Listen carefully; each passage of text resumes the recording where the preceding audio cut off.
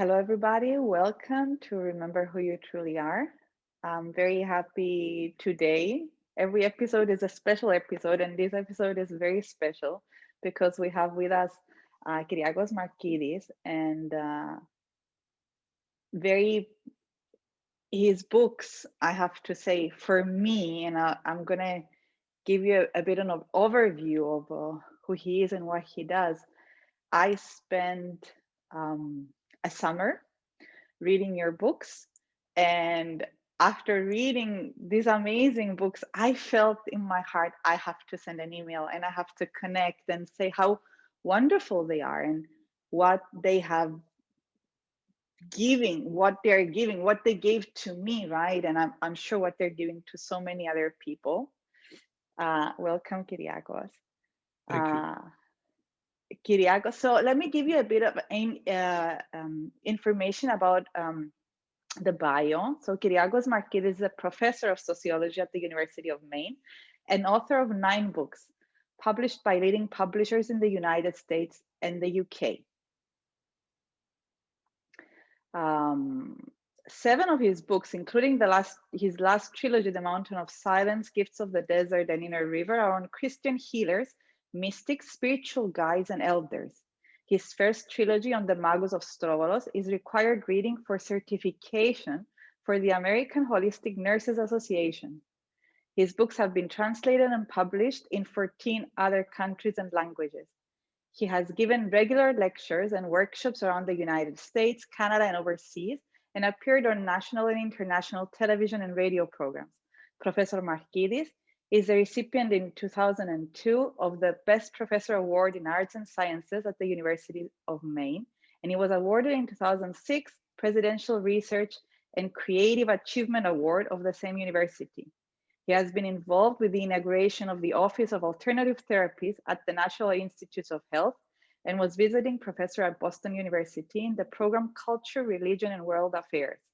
He lives in Stillwater, Maine with his wife, Emily J. Markides, adjunct assistant professor of peace and reconciliation studies at the University of Maine. Just reading this create so many questions that I want to ask.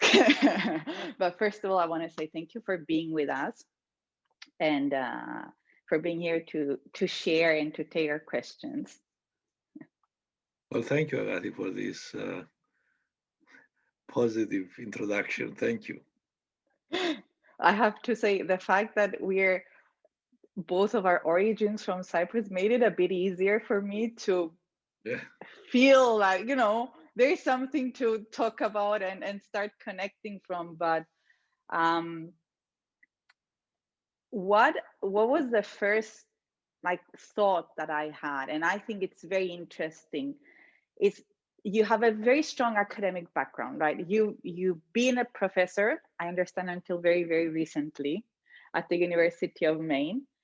And usually we are not used to academics approaching subjects that you have, right? Starting from the Magus of Strovolos, right, about Daskalos, continuing into the Athonite traditions, the monasteries and the saints and the elders there, the monks. So my first question that's going on in my mind is, how did you find that bridge? How did you cross that bridge of university into this kind of realm, if I can say? Well, these are very good questions. And it was an ongoing surprise myself, how I ended up doing this kind of work. I mean, just to tell you a little bit about myself, I came to the United States in the early 60s to get an undergraduate degree in business administration, in accounting, and then go back to Cyprus and make a living. So experiencing America during the 60s was a shock for me in terms of what was going on then. And a lot of existential questions were raised in my mind about what is the meaning of life? Why are we here? I wanted to understand why Americans were different than Greeks. So by the time I was a senior, getting ready to get my degree in accounting, I decided that I did not belong in that field, even though I was doing very well as a student. So, to make a long story short, certain coincidences brought me at the in Ohio to study sociology as a graduate student. And then eventually I got a doctoral degree in political sociology. So when I was hired at the University of Maine, I was hired as a political sociologist. And my first two books were on politics and social change. So how did I end up doing the study that I was doing? During my first sabbatical, I was planning on writing a book on international terrorism. That was in 1979. But accidentally, while I was thinking about my project, I met a friend of mine who I hadn't seen for over 10 years. And we were excited to meet one another. So she invited me and my wife to her house, meeting her husband, who was a judge. And we were having a nice conversation during the evening. And then I learned that they had a teacher, somebody who was teaching them philosophy and mystical religion. So I got intrigued. And I said, well, can I meet this guy? And he said, sure. So we had a meeting, and I met this individual, Daskalos, that I wrote about, that lived only 2 miles away from my house, but I had never met. So I met him only 18 years after I left Cyprus. So as I was growing up, I was told to stay away from him because he was strange, weird, and so on. So when I heard his name, I got intrigued and I met him. Sorry. It's okay. So about that. I'm sorry about this. It's an interruption. Okay. My wife is calling me. Okay. So I got intrigued after I met him, and I realized that he was an old man with a lot of good humor and unusual knowledge about the world. So I was thinking about him, and at the time I was reading a book that a friend of mine suggested that I read. It was about a Native American medicine man, Rolling Thunder. And as I was reading it, I said, but that reminds me of Daskalos. And so I decided that instead of writing the book on international terrorism, to put it on the back burner and spend my time investigating this unusual phenomenon. Why do I say unusual phenomenon?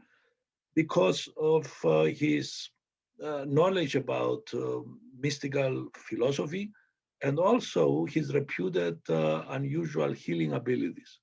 So instead of writing a book on international terrorism, I switched my study as an observer to the work of this individual that lived only 2 miles away from my house. So it took me 18 years to acquire the courage and the interest to meet him. And that was a turning point in my life. I ended up writing 3 books about him. And eventually his work stimulated my interest in studying religion as a subfield within sociology, which eventually led me to go and study the Athonite monks. So this is very brief in terms of what I'm saying, but that's how I ended up switching from political sociology to the sociology of religion and using this as my material. My original question was, how can I justify this academically? because you are not supposed to study those kinds of phenomena. But I justified it both academically and in my mind that I was doing ethnography.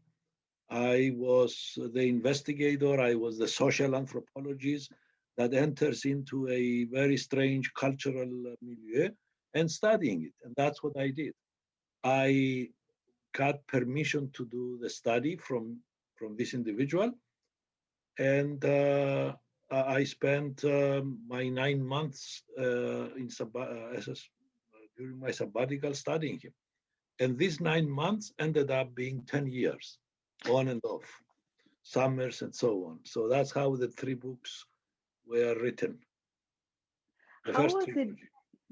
How was it received in? Because I want to dive into more. I have more questions about Daskalos, but before we go there, I want to ask, how was it received in the academic cycles? These kind of books. I understand the approach.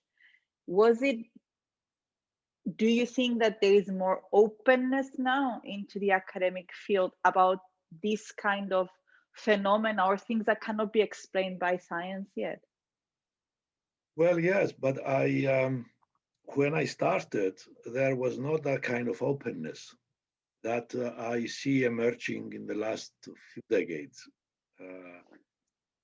So the only way I could justify it academically is to be an observer. That anthropologists went into the jungles of Amazon or in Africa to study medicine men. So I was studying a medicine man in Christianity. And I was like an anthropologist going into the field, bringing to the surface something that was hidden, something that people didn't know about it. So that was the justification, both in my mind and also to my colleagues who accepted it as legitimate academic work. I was also very fortunate that a couple of my colleagues were very interested in this material, so they offered me academic and emotional support. And we share the same kind of background. We were products of the 60s. And during the 60s, that was a very creative period in American academia. We had similar experiences that we could understand one another. One of my colleagues, in fact, was someone who was a trained transcendental meditator. So he had that kind of background, and that fitted very nicely with the kind of research that I was doing. So when I presented my material to my colleagues and the university, they accepted it as legitimate academic work. Now, also, I must say that during that period in the 70s, a new approach of doing research was acquiring attention, and that was the phenomenological approach. It came out of phenomenology, meaning that when you go to study a phenomenon that is very different than what you're accustomed to, don't try to impose your own categories of understanding on what you're studying. Ask your subjects to explain to you the reality that they themselves live in. And that's what I did. So it was an ethnography based on phenomenology. Those of you who are interested in this.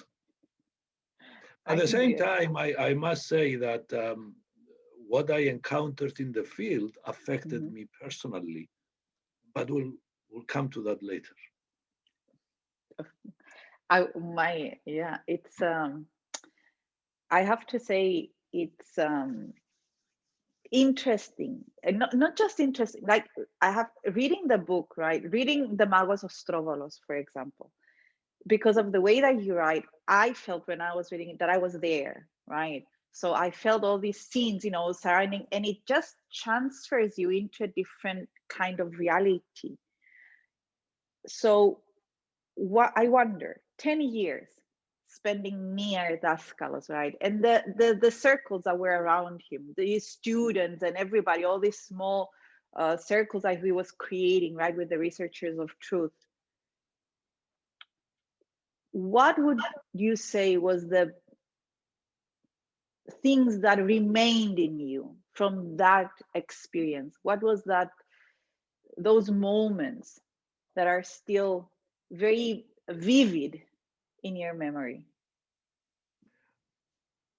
Well, academia historically has been very grounded within the Enlightenment tradition of rationalism, right? And it is based on a more a fundamentally secular understanding of reality.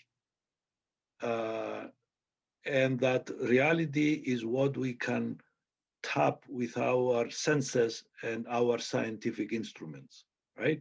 Mm-hmm. So anything outside of that framework somehow is not real. And when I started studying Daskalos, I noticed that many of the things that he was doing and I was observing could not be understood from within the framework of a secular worldview. That I realized that somehow he had unusual abilities. He could see things from a distance. I mean, as something that only recently scientific experiments showed that in fact some human beings have these abilities.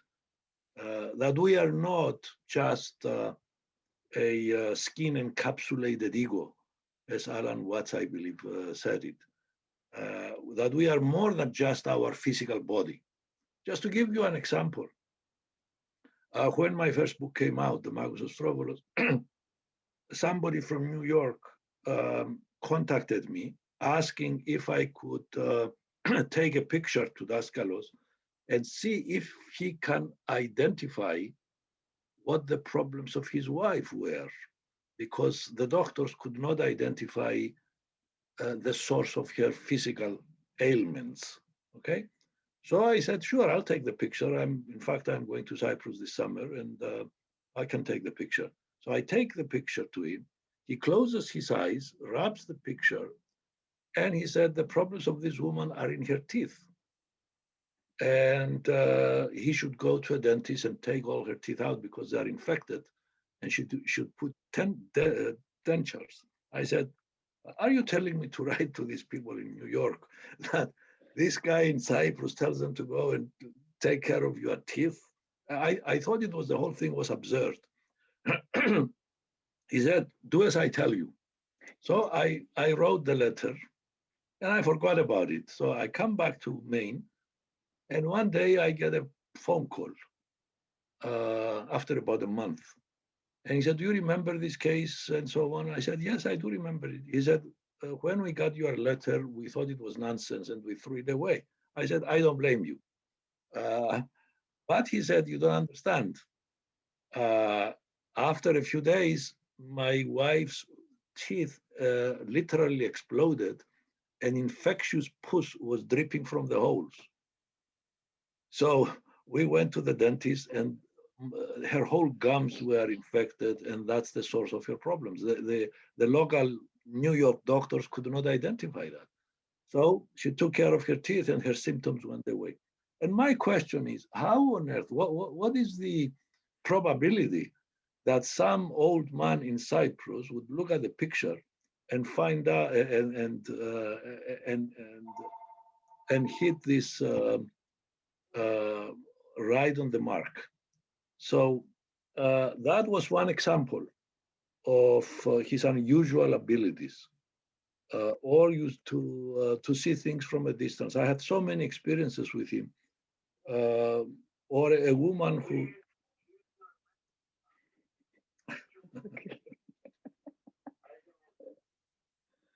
It's. I'm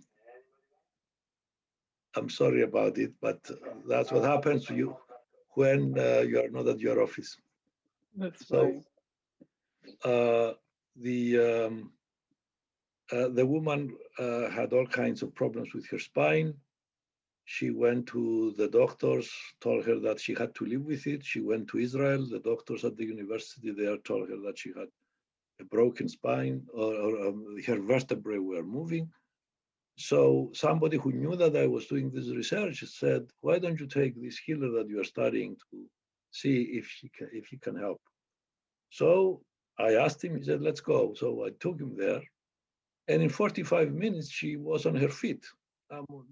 That really shocked me. I describe it in great detail in the first book, and these are the things that I saw repeatedly. So my conclusion was that I don't need any experimental design to tell me that human beings have unusual abilities. Some people have unusual abilities. So I've been reading about the literature. I've been reading about research related to that issue.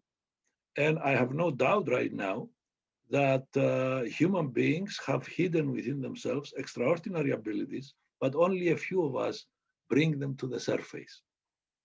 And if you want to speculate about the distant future, let's say if we survive for another million years, let's say, these kinds of abilities may be commonly shared by all human beings. So I think science is extremely important. And I do believe that science eventually will come to acknowledge and understand that this is real and not just fantasy. In fact, one scientist who has been investigating this phenomena, um, Russell Tark, I believe is his name, he claims that there is more evidence that these abilities are real than that aspirin is good as a prescription for preventing heart attacks. Mhm. So the evidence is overwhelming, and hence the creation of the Office of Alternative Therapies at the National Institute of Health. So while I was doing my research with him, it brought me into contact with all kinds of other realities. And eventually I had to take Mount Athos seriously, because many of these stories that we hear from some elders on Mount Athos, um, I don't have any reason to doubt them now after I was confronted with the reality of Daskalos, who was not a monk, he was not an elder, he was no saint, he was an ordinary human being with ordinary and all kinds of flaws, but he had those abilities. He was living in a different He was, world in this world, if you like. yes, yes, yes. And there are people, after I published these books, people contacted me from another world telling me that what I have written gives them some kind of a map in terms of what goes on within themselves. But they don't talk about it because they're afraid that they will label them as mentally ill and lock them up into an asylum or call them charlatans. Mm-hmm. And there are charlatans. There are people who don't have these abilities and claim they do. They are all kinds of tricksters. And but I am glad that science is beginning to pay attention. You said something that's, very, very interesting now. You said you believe that in maybe 1,000 years or so, or in the future, that everybody will be able to demonstrate these kind of abilities. That it will be widely accepted anyway. Mm-hmm. We are beings in evolution. We are not static. Mm-hmm. Because I don't think if did Daskalos consider himself as something special, something extraordinary, or did he perceive that it's something that you can do? And I understand he was teaching his students, right, to do certain of those things that he was doing. Well, I mean, he had a very difficult presence in his home country, because religious people considered him as an instrument of the devil, and mainstream doctors, considered him as a charlatan. So he was a man with a lot of personal flaws. I mean, he was no saint, and in that respect, he was vulnerable to those kinds of attacks. But this is nothing new with people with this kind of unusual kind of talents, let's put it this way. Mm-hmm. And I understand, so going forward, right, into your books about Mount Athos, that elders as well, right, when Father Maximus, as you say, came back from Mount Athos to Cyprus, again, he was not received by a lot of the population in, you know, in being grateful that you're here and to help and all this kind of stuff there. So there was still criticism happening, right? From different angles, yes. Yeah. Now, I would never have gone to Mount Athos had I not been exposed to Daskalos, because I had my prejudices. I thought that monasticism is really something that belonged to the medieval times. It had nothing to do with the modern world. And a friend of mine said to me, why don't you join me on a trip to Mount Athos? I was reluctant to go, but my wife said, why don't you, you're an investigator, why don't you go? So I had another sabbatical that year, and that was in the 1991. So I joined him to Mount Athos, and it was an eye-opener. And the first monk that I met at the Vadobedi monastery was Father Maximus. He was the economos. He was the not the economos, the person in charge of hospitality. So I hit it well with him, so to speak. So we used to walk around the mountains talking about theology and philosophy. And he also told, we had to walk for hours on the mountains to meet his Elder Baisios. And then I heard all kinds of stories about him that were reminiscent of some of the great saints. And on those, I mean, he was quite a remarkable sense. The interesting thing is that here I met this man, this hermit on the mountains, and now he's an icon in the churches because he became a saint, and now they make icons about him. So there are all kinds of miraculous stories about his life. And then what I discovered is that there is a mystical tradition within Christianity that has been more or less ignored by scholars and by ordinary people, particularly in the West. So I was not planning on continuing to write in that area, but after meeting Father Maximus, certain, again, coincidences came together that I felt as if I had some kind of a grant from heaven to continue doing this kind of work, because Father Maximus was asked to leave mountain by his elders because he had work to do outside of Mount Athos, so he went to Cyprus. And a friend of mine invited me to join a committee to advise the Cyprus government about social research. There was no university at the time. So we used to go to Cyprus to do that kind of work. And then I would go to the monastery and meet Father Maximus, and I asked him all kinds of questions. And when my next sabbatical appeared, I went to the monastery there, and I became his chauffeur. And every time we will get into the car, I will put my tape recorder, and I will be asking him questions. And that ended up as The Mountain of Silence. It's a beautiful book, I have to say. Me and Daniel are reading it, and it's such a wonderful book, and it just opens so many questions about what you said, right?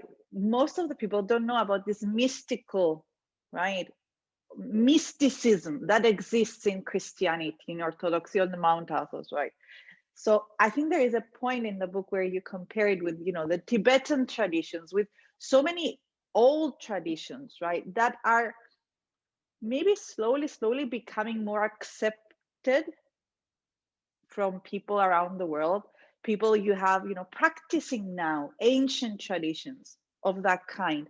However, the monks on Mount Athos are, usually they teach each other. So this goes on between them. But I had never heard until now about all these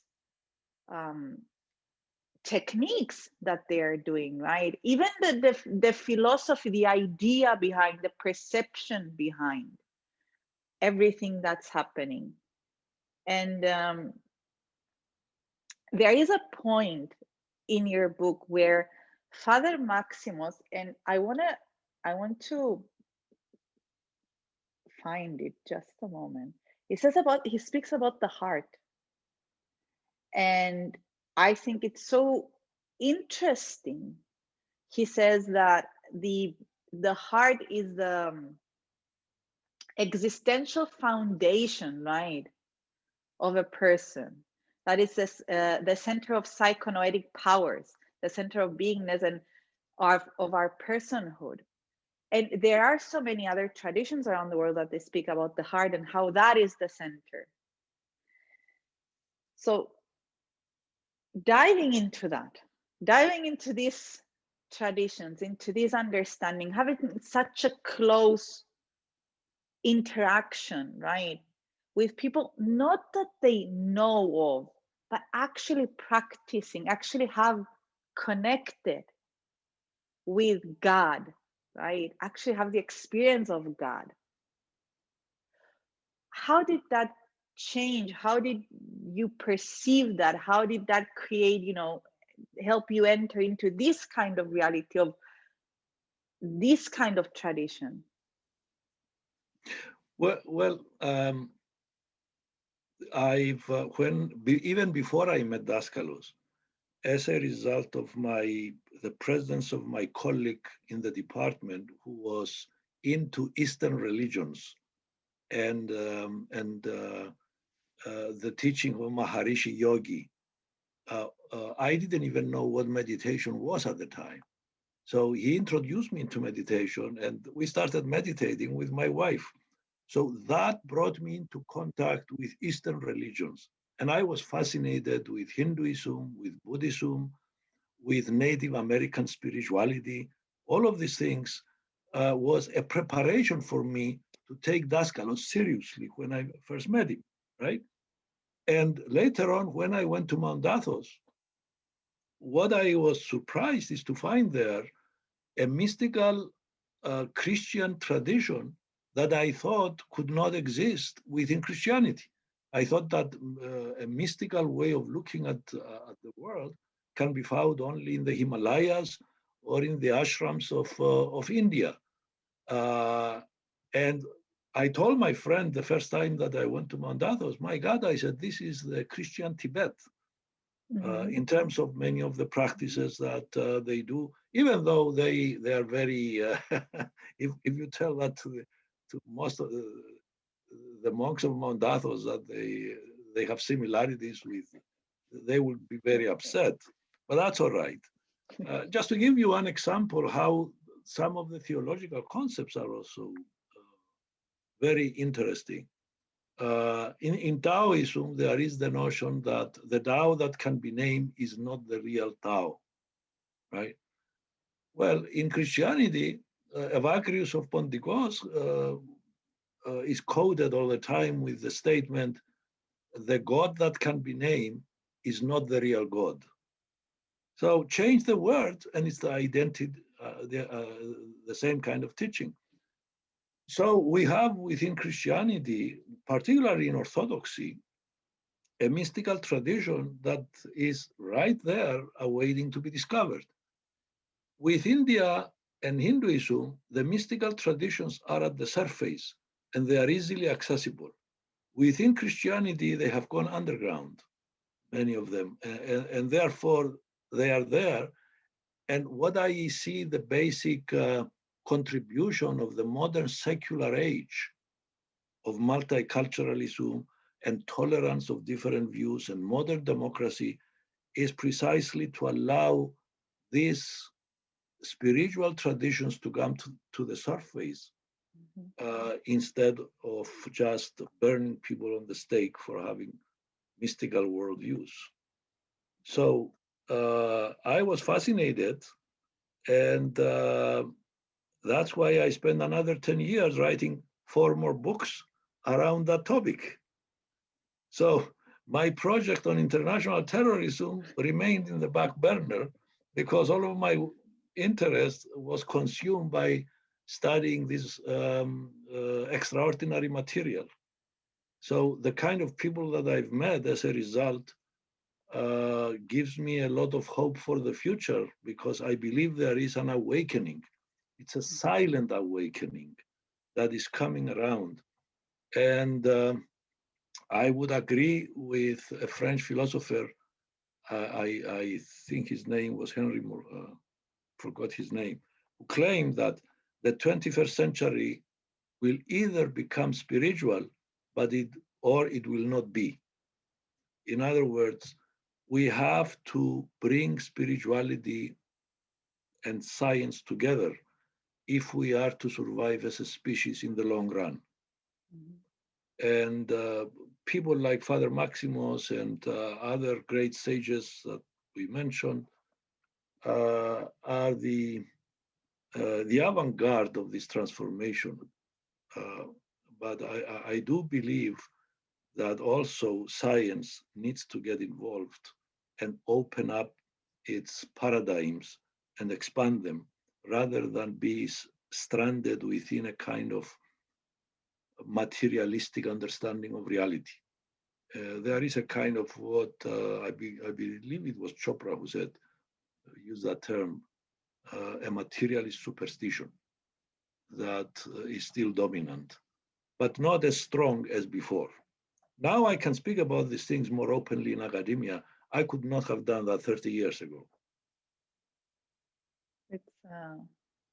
That's a beautiful message for the future, if you like, that we could have all these things accessible to people, right? Being a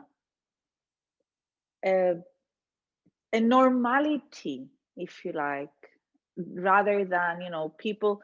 We've done trainings in many businesses and with high executives, and they were telling us, on the side, in silence, I've done this meditation, or I'm doing this.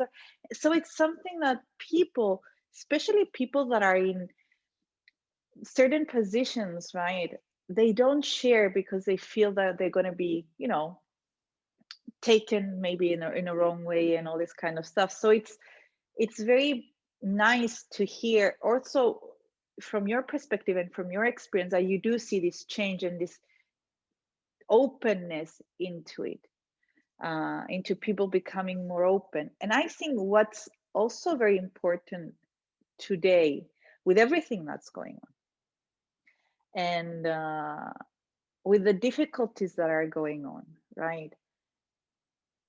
I know Daskalos spoke about elementals. And I know Father Maximus also spoke about the logismus, the logismus, yes, logismus, thoughts, right, that are consuming. And today we have so much fear on the planet. Humanity has been so fearful of whatever, of a virus, of economics, of all this kind of stuff. How do you see that in regards, with all your experience being near Daskalos, being on Mount Athos, being near, studying all these things? How do you see that? How do you feel that? What's your take into that?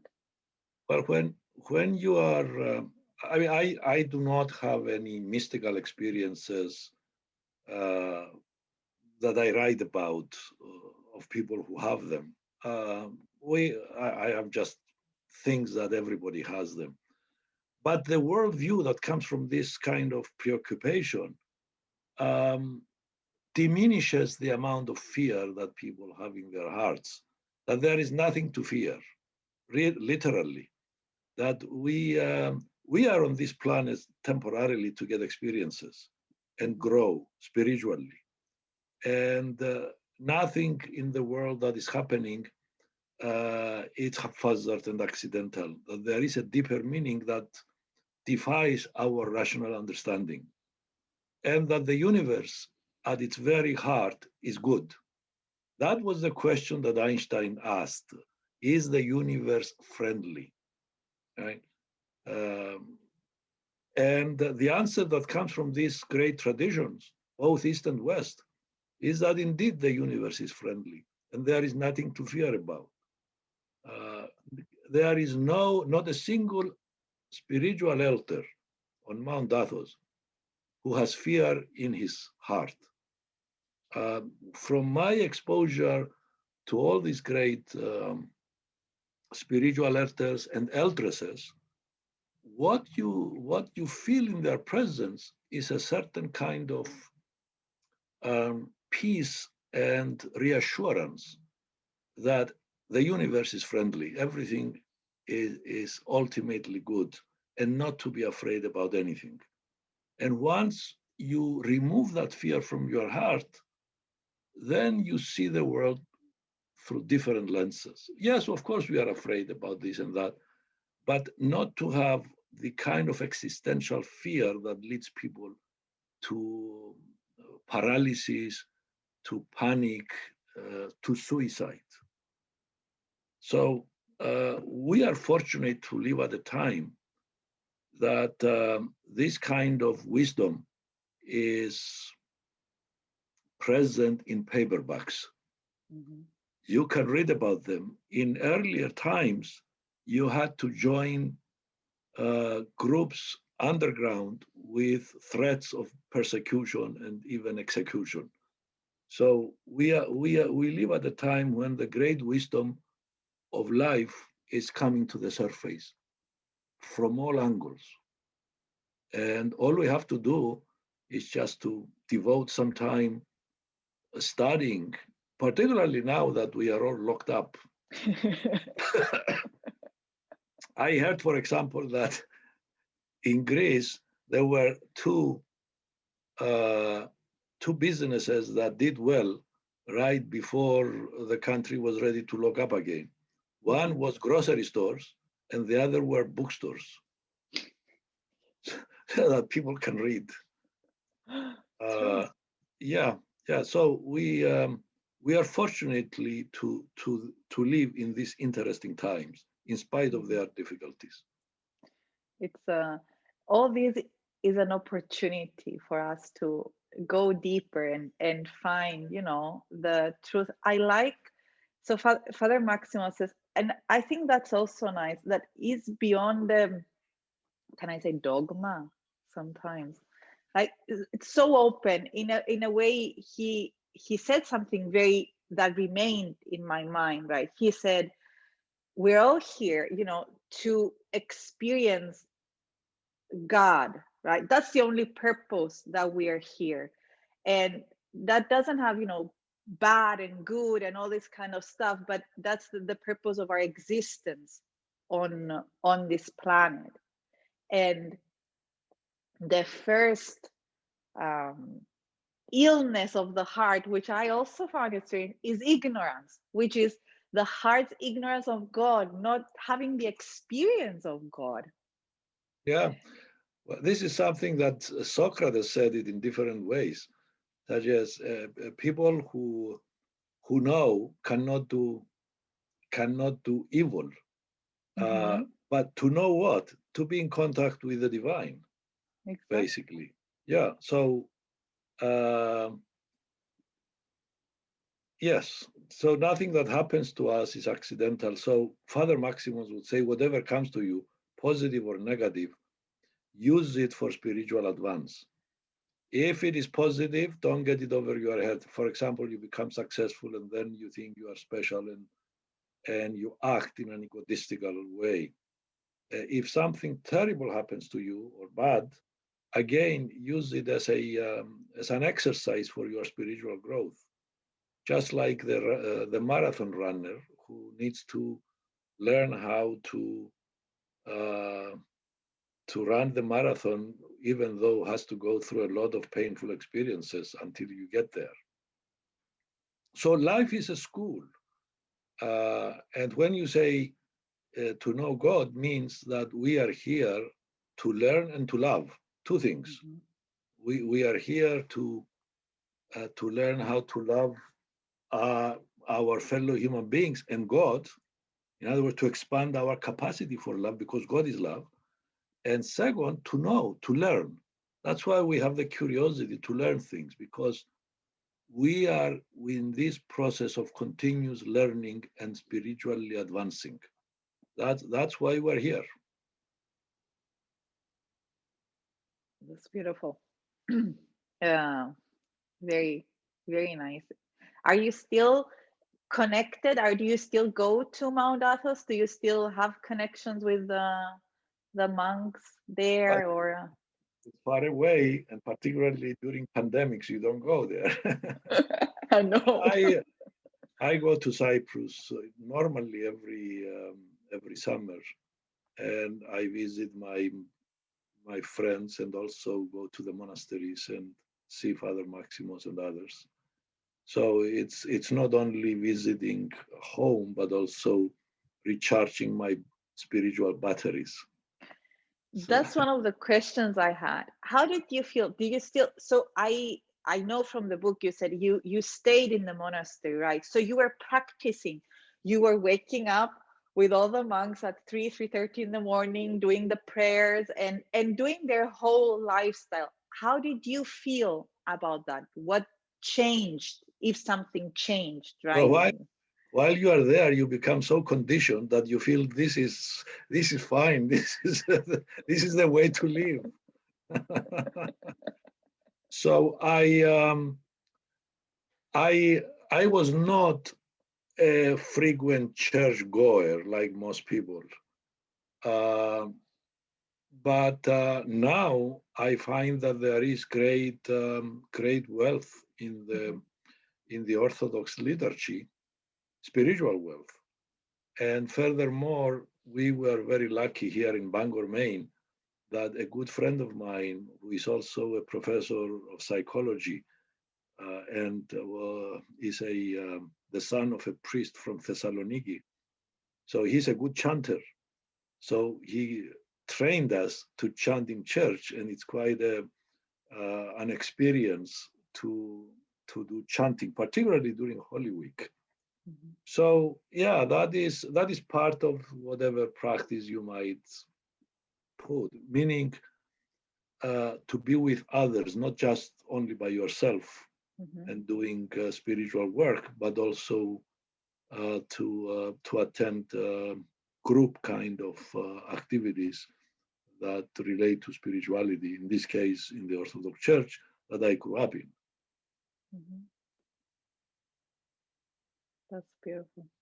It's I think also for lots of people opening up this chapter into understanding, going deeper into the different traditions and actually the practices, right, that they're there that allow you to have the experience of God, which is something lots of people I think tend to think that you do something once and that's it, it didn't work, and they don't understand that these people, like the monks, have been doing this practice over practice over practice, and it's a daily stuff until they arrive at that moment where they actually have the experience of God, and then they still practice because it's such a blessing. It's just a way of being. Yeah. Even if you don't have the experience of God, in the process of doing that, you come closer. And don't assume that you are doing some kind of a magical formula that if you put two and two together, you'll get something. This is not up to you. You will be offered that enlightenment only when your moment comes and you are not in control of it. What you are in control is to work on the stage of catharsis. You know, I noticed that the spiritual tradition of Orthodoxy is based on three stages. the stage of catharsis, the stage of enlightenment, and then the stage of union with God. But your actions must take place on the stage of catharsis to clean yourself from all the dark spots, so that the inner spirit can shine, right? And then the state of enlightenment, or photisis in Greek, is the stage where certain gifts of the spirit come to you, are given as gifts, abilities, unusual abilities, prophetic vision, healing abilities, and so on. And then the last stage is in the hands of God to unite with the Father, so to speak, right? Mm-hmm. What is important here is that if you try to acquire these experiences prematurely, they can do you harm. That's why in the serious spiritual traditions, they don't encourage developing unusual abilities before you advance spiritually. Because if you acquire abilities that we mentioned about without you being cleaned, they can be misused. And that can do damage to others, but particularly to yourself. You retard your own evolution. So the best thing, in other words, is to work on one's egotism and try to acquire the kind of humility that is in accordance to what the gospel requires. Mm-hmm. It's you just described so many different things that we have seen, and and in such a clear and nice way. And I want to thank you so much. Thank you so much for spending your time, for being here with us, for sharing, for your amazing books. And I recommend to everybody read these books. It's an amazing thing. I've an insight, right, to things that maybe you are not blessed to have this kind of experience like Kyriacos did, being, having all this, being with these people, having this journey, but you still get the glimpse of the journey, of this beauty, the way that you're describing it in your books. Well, thank you very much. I appreciate our conversation, Agathi. All the best to you and your program. Thank you very much. Thank you.